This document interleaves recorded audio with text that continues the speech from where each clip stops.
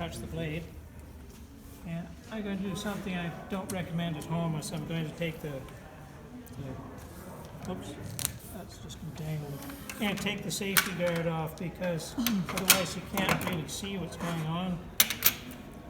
And the first time I did this, I left it up like this, and there's a big bang, and it fell down and cut the hot dog. After the saw stopped.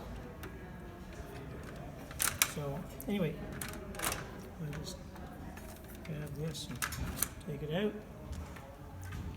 It's nice because it just drops back in again.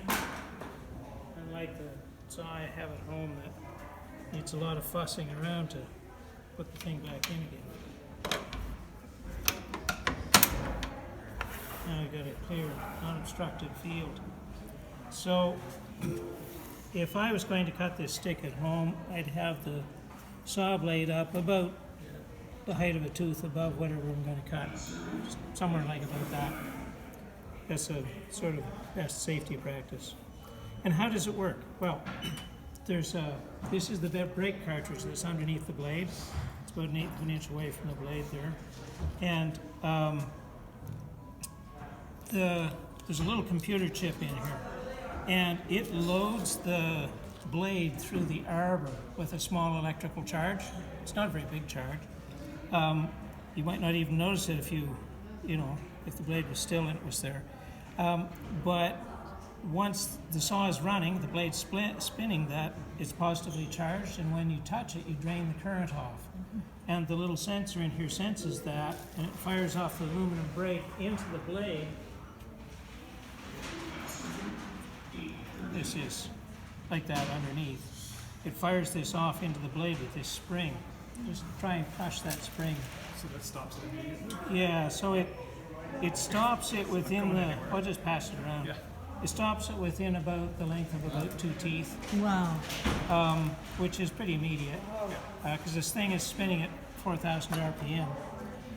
And it goes a little bit further because you can see the back of this is crushed, whereas that's open. So maybe another tooth further than that. But you can't stop something at 4,000 RPM without dealing with the momentum. So what happens is the whole thing's on a pivot back here. It's sitting up like that. When the brake stops the blade, the whole thing just spins down. So not only does it stop, it disappears down into the body. And it happens so fast that you can't see it go. It just bang, it's gone. And so basically it's a small electrical current that senses the thing. There's a couple of neat things. Did I plug that in? I did. On this side there's a 2-stage switch. So I turn the switch to turn the power box on, and there's a couple little flashing lights that it won't turn on immediately until the lights stop flashing, because it goes through itself and checks all its electrical circuits.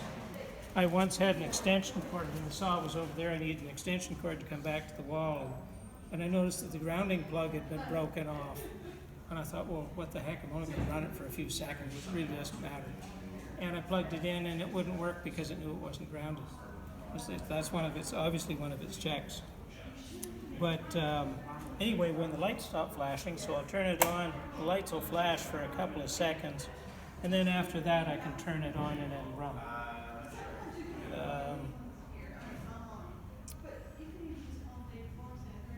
And we just had a brand new outlet put in. Oh, there it is. Good. So it should run now. And then afterwards, I'll have to put this new brake cartridge in. And you probably should replace the blade. Sometimes we've taken these off and the teeth look okay, but carbide is brittle and it can shatter. And I just wouldn't trust it. And we used to have a slow motion video, and on the video it stopped right beside this expansion channel here, and you could see the 2 plates in the saw doing this, and I think to myself, that blade's not flat anymore. Anyway, any questions? No? So I'll just turn this on and I'll go right through it. It's still it's still green, so I can turn it on.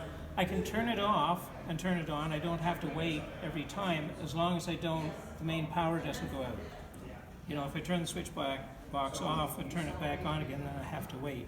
But as long as I just turn the saw on and off, I can turn it back on again, no problem.